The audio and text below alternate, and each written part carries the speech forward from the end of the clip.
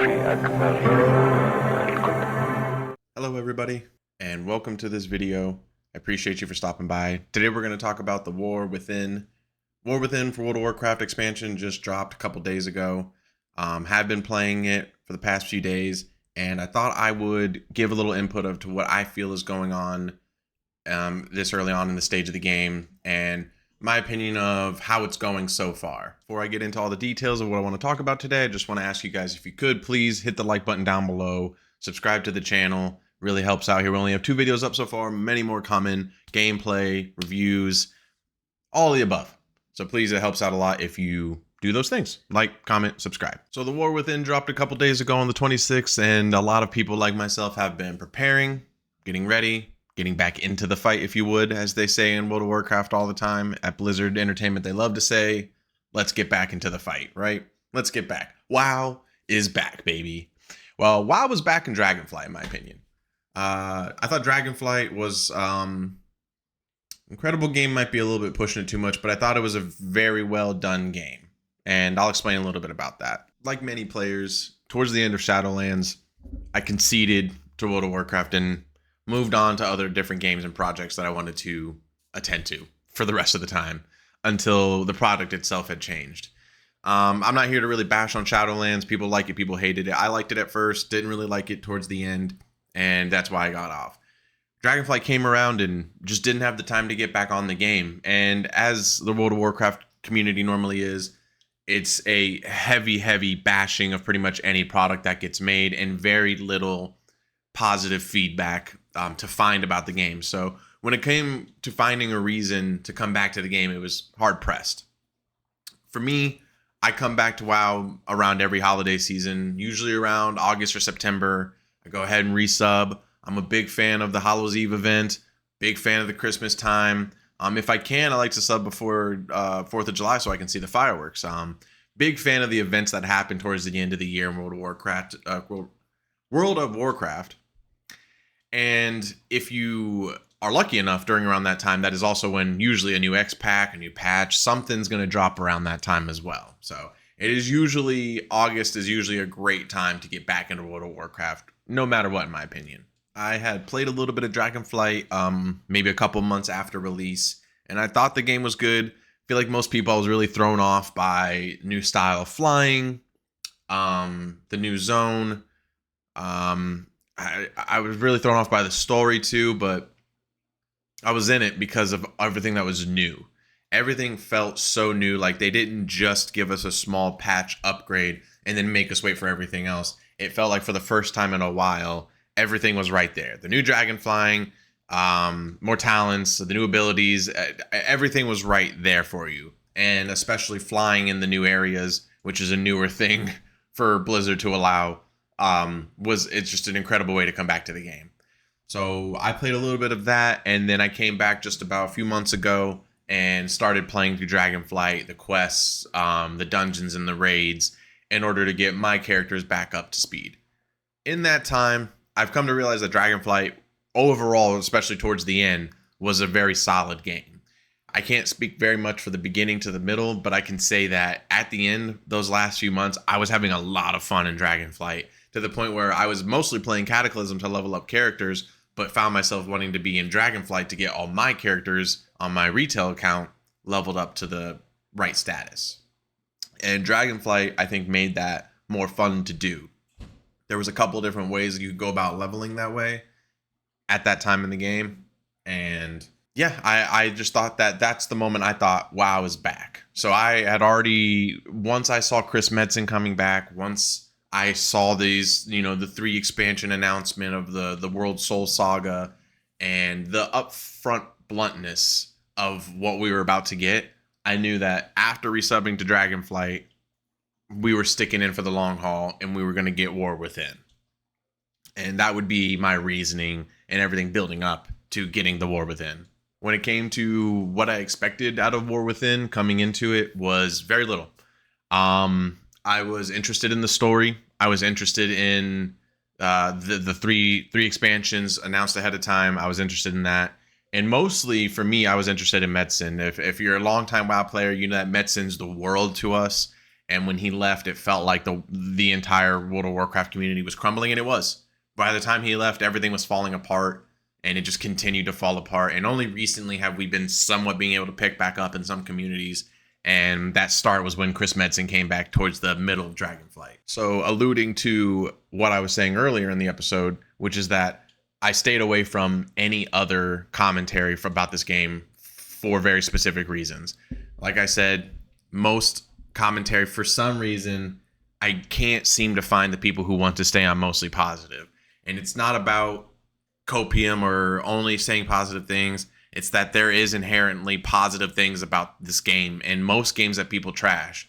But what gets views is the dislikes. What gets views is the big thumbnail saying, why did I buy this game? Oh, geez, I just reached level 80. Oh, boy.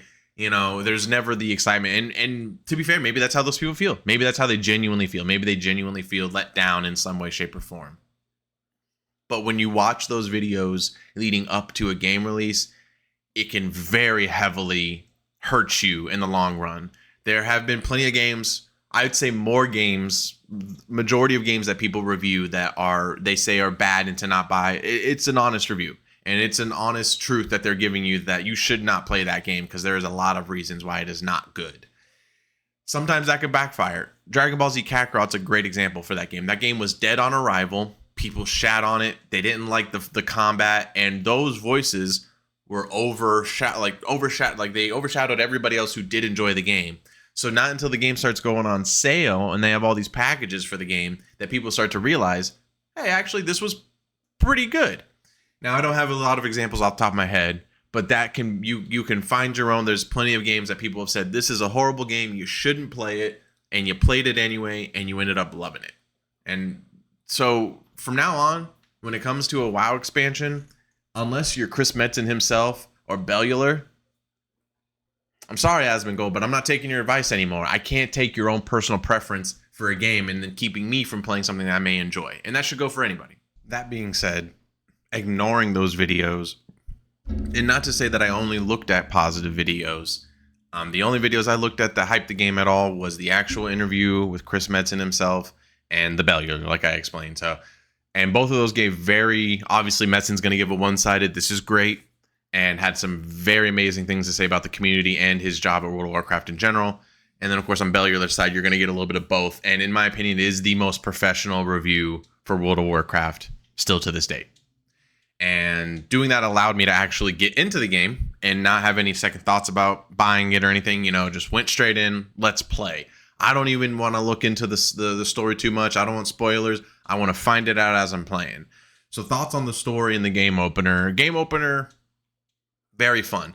No spoilers. We're not going to say anything that happened here, but I'm just going to kind of give a little bit of, without saying what happened, give a little bit of reaction, which is that they immediately grab you with the opening quest, right? Kind of get you thinking like, why am I going here again? What's happening?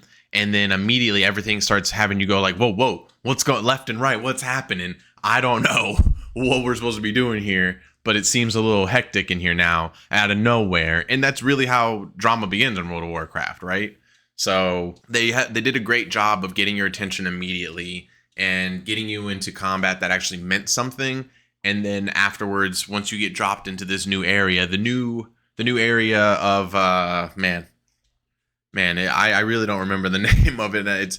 It's a hard one for me to remember, and it hasn't gotten there yet to where it took me a while to remember Valdrakken. So we'll get there. We will get there. But the new area itself, I thought was great, and I heard Bellular say, and I think it's going to be the overall consensus of it, is that the flow of the new area. It's almost like you don't even realize where you are, and it has this, feel to it that people may not like when I say this, but a very Draenor-like feeling.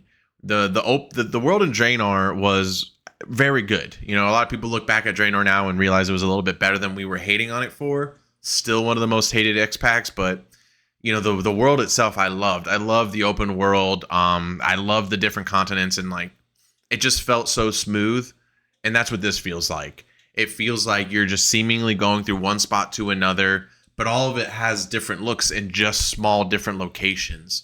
So as you're over here, you have to fly down over here and it looks like two completely different areas, but it's the same spot.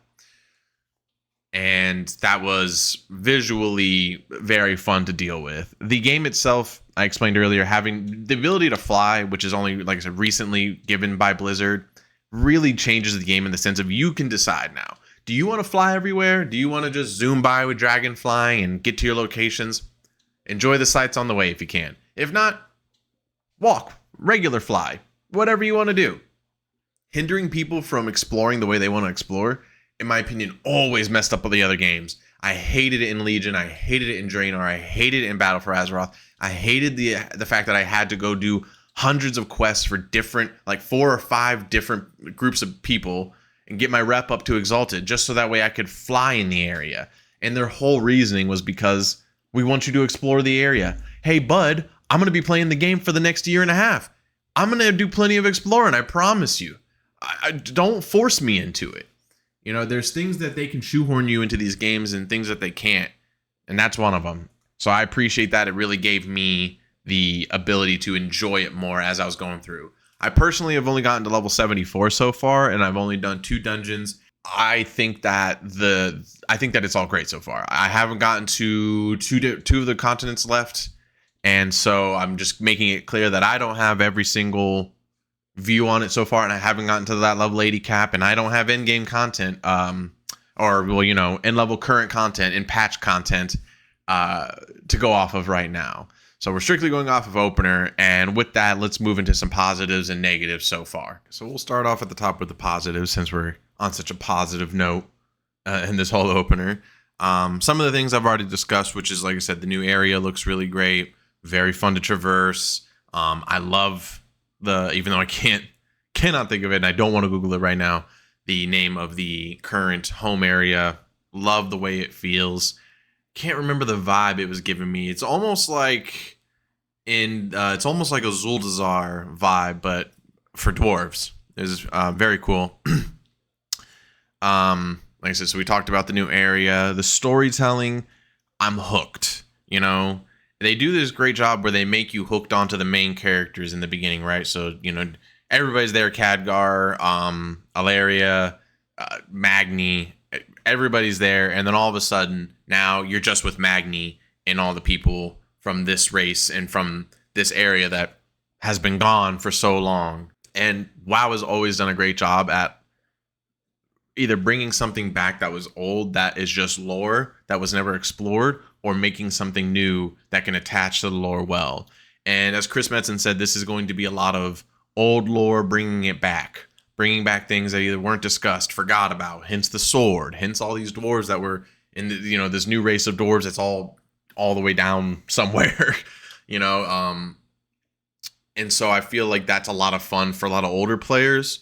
And it matches for new players because that's new for them if they don't know already. From my experience so far, the main thing I've been doing is helping out with the kobolds, and being able to learn about the kobolds a little bit in-game and doing some quests for and with them and against them really helps you learn about, if you're an alliance player, something that you do in the very beginning of the game is just murder mass kobolds. So being able to do a whole quest line where they're involved and where they are in the game and in the area, but not necessarily something you kill, but also something you kill, is a very interesting thing. Full circle from starting the game. Like I said, the overall feel out in the world feels like Draenor. The combat feels just as good as Dragonflight, and everything else in between matches well together, which leads me to talking about the hero talents, which I love. I think the hero talents are making it so much fun. Instead of resetting our talents, getting rid of talents that we love, you know, putting in new talents that we hate, revamping talents and making them something that we hate. Instead, now we have hero talents that build on what we are already doing, in which, surprisingly, as you can already see on Icy Veins and everything, has a bunch of different build opportunities now. So now you can build your talent set something different to go with the hero talents, or just keep it how it is and just put the hero talents on there and they still help out. Me personally, I main an outlaw rogue, and it has been so much fun flipping my coin every time. My coin flip every time I'm doing something. Dispatch, coin flip every time. Adrenaline rush, coin flip on the side. Fuck, it is fun. And that's the main point to get into. Let's not talk meta. That's the most, we're not talking like how these other people will talk. We're not talking, oh, that's not meta. That's not what's going to help in PvP. This ruined. It's fun. Quests have a variety compared to, I would say, before Dragonflight. It seems like in Dragonflight, they started to pick up on, I don't know the community's consensus on this, but the quests are a lot more different and fun compared to what we would all complain about, which is just, hey, go here, kill 20 things, go another place, kill 50, but make sure you collect 10 bones or whatever it may be. There's a lot of go, kill, collect, and go escort, kill, collect. And so they had that problem literally up until Battle for Azeroth, where they started to add a couple more quests. I should say, just as an exception, Pandaria was a big exception. I usually, if I'm leveling a character, I level it in Pandaria. It's the most fun quest. They were unique. They had little games to them. Very fun. And I'm going to say that a lot throughout this episode because that's the key point that everybody has to remember here is we're supposed to be playing for fun. So, I think that these quests, from what I've done so far, I love fly quests where you're flying and throwing, killing enemies down below. I love, they have the trap quests that, again, no spoilers, but you're setting up traps and then you're defending it almost like a tower defense. These quests make it more fun so that way you're not just repetitively going around killing and collecting. They have a adventure instance, which is, I believe it's called a... They have a name for what they say you're doing when you're going to go do it, but I cannot remember. So for the time being, we'll call it the adventure instance, where you're taking a follower, and you're going into these caves. You can go with your friends, and you're essentially a less try-hard version of Torghast, where you're not spending hours going up levels and levels and levels. You are simply going through this mine cave area where it will get a little bit longer sometimes, and you're going through tiers and you're collecting treasure. And the fact that you have a follower with you that can either heal or DPS, and you can bring your friends, not only increases the fun ability, but also helps out for just soloing it. You don't, from what I've seen so far up to tier 3, you don't get a lot of good gear, but you get a lot of good things to sell for gold. And it's just something else to do in the game as well. And it looks like they're in a couple different spots, which means it's not going to be a repetitive of just going into the same area, seeing the same things in order to get to a higher spot. As you progress, you're seeing different spots. I like that. That makes side instances more fun, gives us something to do. And that would honestly lead us into our negatives, because it's kind of a little positive negative here that I want to start off with by saying something that I did have kind of grief with that, maybe some other people could, again, I'm contradicting myself as I'm saying it, but in the comments below, I'd love to hear if you think differently and what you see differently about this, but I just still haven't found so much the incentive for something for me or my buddy or a fellow player just in the world to team up and do, right? So for a long time now, they've had the ability to where, world bosses or, world quests to just queue up and find a group. As long as the game's currently active in its patch or whatever it's at, you most likely will find people. And that's true. And sometimes you need help for those, big kills. And that's apparent. But I haven't really seen a whole lot of reason when I'm playing with a friend for us to be together or anything.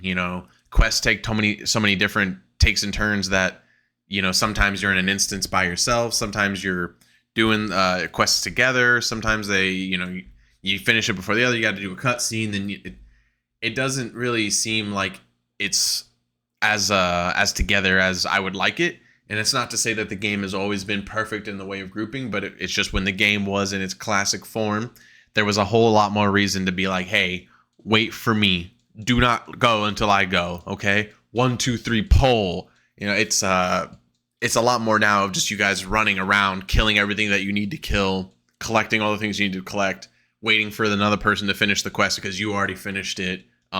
Whatever it may be. And by those, obviously, everything's puts together. I just mean like the fly quest, the more minigame type quests.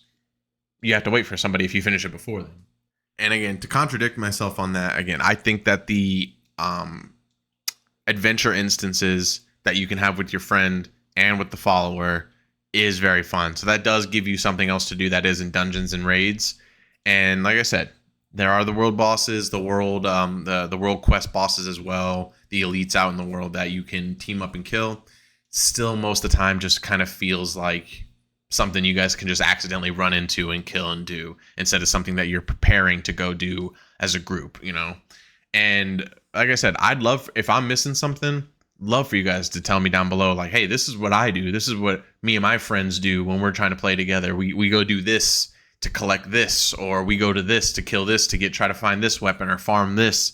We would love that because I guess I don't see it as much in the game anymore. For me and my buddy, it's mostly just get in, queue up for a dungeon, do the quest, do the main story quests, get to item level, get to heroic, get to raids, GG. And to be honest with you, again, I don't want to make it seem like I'm just trying to slob the knob of the war within or only give positives. But with that negative, there really is only one more negative that is hurting every expansion for World of Warcraft. It might be an unpopular take, but it's world PvP. It's war mode. So before you fly to your keyboard and say, get good, learn your rotation, PvP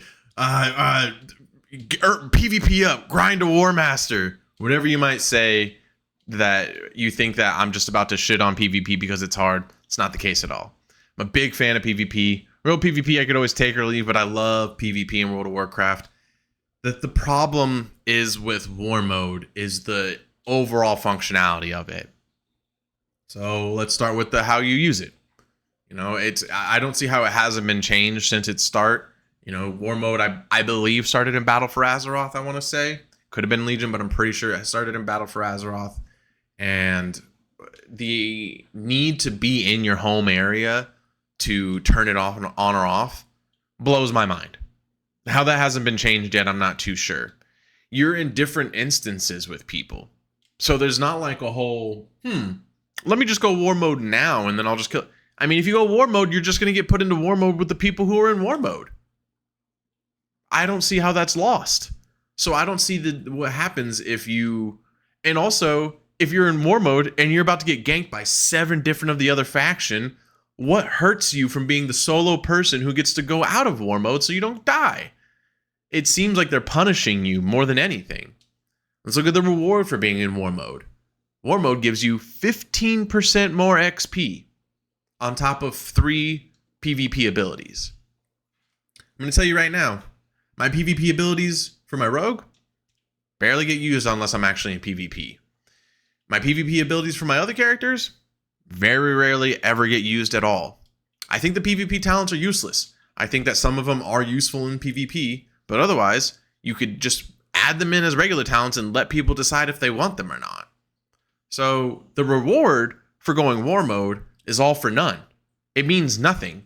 It means honor points, which also mean nothing. So the problem with war mode outside of the actual functionality is how it affects players. You know, and again, if you're a guy who's constantly max item level, who's out there ganking to your heart's desire, this take is not for you, my friend. Unfortunately, you're going to hate the idea of not being able to do it as easily, but that is not what I want. I don't want to take away people's ability to gank. Let's talk about what happens when you're in war mode, right? And the way the game is today.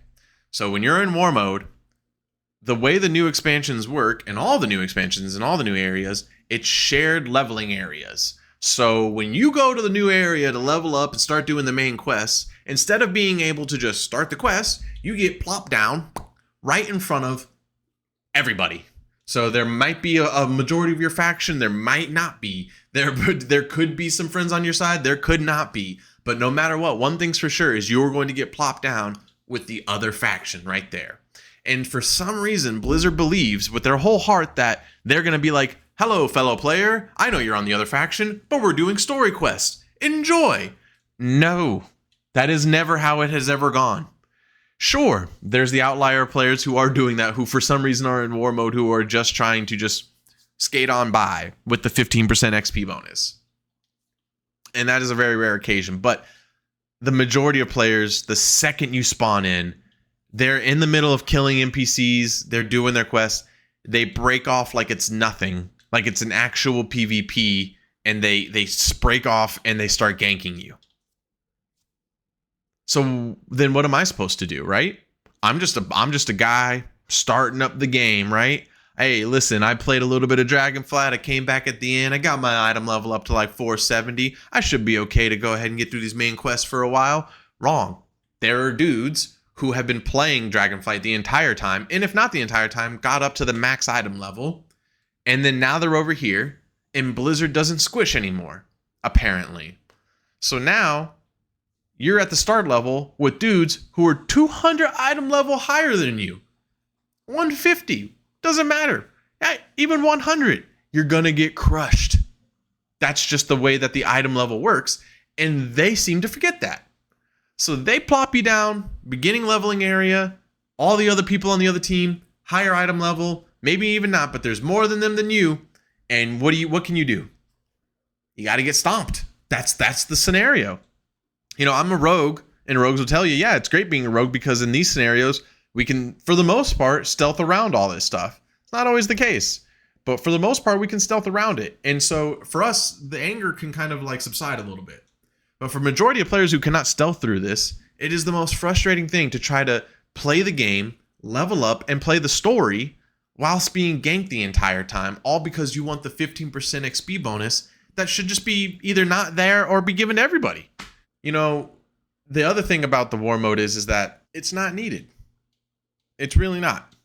You think back to the way PvP used to be, I don't recall it ever having any issues ever. You know, this was a thing that they solely revamped for who fucking knows why. And I guess not enough people have complained about it since then. But I think, and I'm hoping that the community sees this and it's not just me, that this is an issue. And also, you know, again, talking about how it used to be back in the day, you had PvP servers, which I understand for them, it's not always, I suppose it's not the greatest thing to have the separate servers anymore, just have everything on normal. And that's fine, you can still have everything on normal. You could go into a normal server and you could right click, activate PvP, and then you'd be in PvP. And then if there was anybody else in PvP, they could get it. Seems fair to me. And then also make PvP zones again. Have zones that are specifically, hey, if you go here, I'm letting you know the second you walk in. Boom, big red letters, PvP area. It was fair and to the point. I never once had an issue with that. I never once had an issue with World PvP until War Mode came along. It's a very frustrating thing. You cannot help yourself if you are out in the world leveling and out of nowhere, two Alliance or Horde, whoever it may be, come over and gank you out of nowhere because you're in War Mode. There's not a whole lot of get good or anything in that moment. You're distracted. It's just not fair and it's not fun. And to that point, you know, I recently turned off War Mode and I've had a lot more fun in the game. And that's why this is the biggest negative and why it's taken the most longest talking point, is because I feel that War Mode is crushing the game and people may not realize that. And it's not about, oh, just turn it off.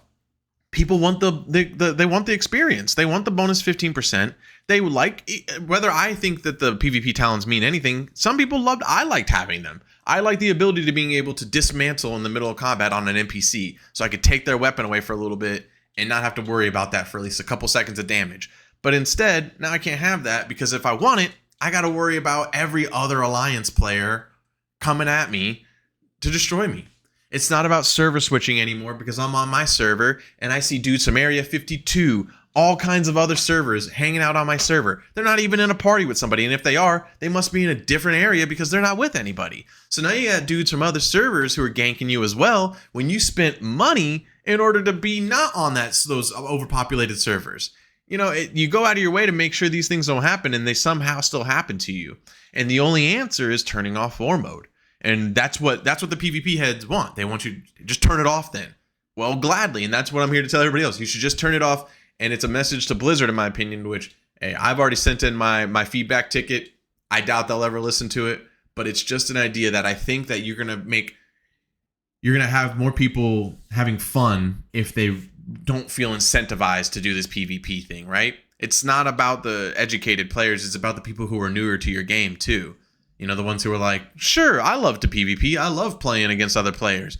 And they don't understand the full grasp of what it actually means to be in the world PvP. You know, it's no longer just PvP anymore. Like I said, I just explained the old ways. It was pretty simple, right? You see how long it took me to explain everything that's going wrong and supposedly right with war mode? It's an issue. And I think once that gets fixed, or everybody just gets off war mode, you'll start to realize that it's more fun. And if somebody's telling you that they think that the new WoW expansion is bad, first thing you should ask them is, do you have war mode on? You should turn that off. Yeah, you immediately have a lot more fun. It's crazy how instantaneously we had light years more fun once we turned off war mode. Sure, maybe we're bad. Sure, maybe we should never have war mode on. Sure. Who gives a fuck? I want to play. We have 3 expansions coming out, chock filled with story, and you're worried about ganking me who's 5 levels lower than you? Let me just add that point in there real quick too. You guys got pre-purchase, so these motherfuckers are already at level 80 with the level 80, you know, starter gear or whatever. If not, probably they already have it higher from Mythic Plus and shit. So they're already level 80 and they're flying into the regular areas, already fucking us up. How does that make sense?